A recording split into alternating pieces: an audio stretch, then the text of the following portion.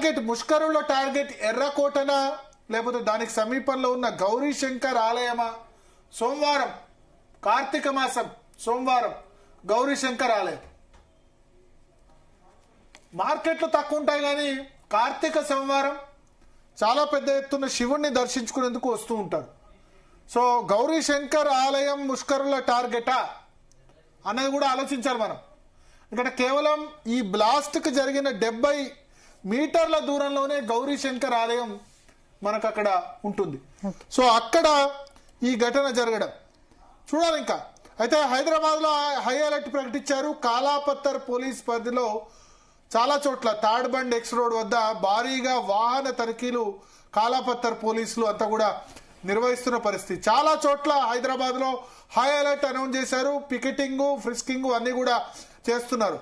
So red fort metro station దృష్ట్యా Delhi metro తర్వాత government buildings, Indira Gandhi airport దగ్గర భద్రత చాలా పెద్ద ఎత్తున కట్టుదిట్టం భద్రతా ఏర్పాట్లు అందరూ కూడా చేశారు. ఉత్తరప్రదేశ్ పోలీసులు కూడా హై అలర్ట్ అయ్యారు. ఎందుకంటే ఉత్తరప్రదేశ్ సంబంధించిన డాక్టర్ను కూడా పోలీసులు ఇవాళ అరెస్ట్ చేసిన నేపథ్యంలో యూపీ పోలీసులు కూడా హై అలర్ట్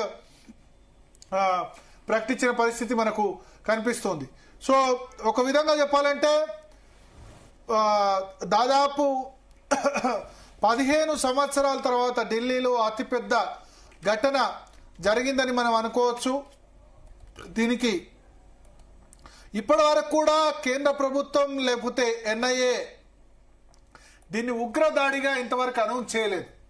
మొదలేమనుకున్నారంటే సిఎన్జి కారులో బ్లాస్ట్ అనుకున్నారు. కానీ ఆ జరిగిన సిచ్యువేషన్ చూస్తుంటే శరీర భాగాలు చెల్లా చెదురు కావడం, శరీర భాగాలు ముక్కలు అవడం చూస్తుంటే పెద్ద పేలుడు పదార్థాలే దీనిలో ఉన్నట్టుగా మనకు అర్థమవుతోంది. ఒక విధంగా చాందినీ చౌక్, ఎర్రకోట అన్ని కూడా పక్కపక్కనే, మెట్రో స్టేషన్, గౌరీ శంకర్ ఆలయం అన్ని దగ్గరే ఉన్నాయి.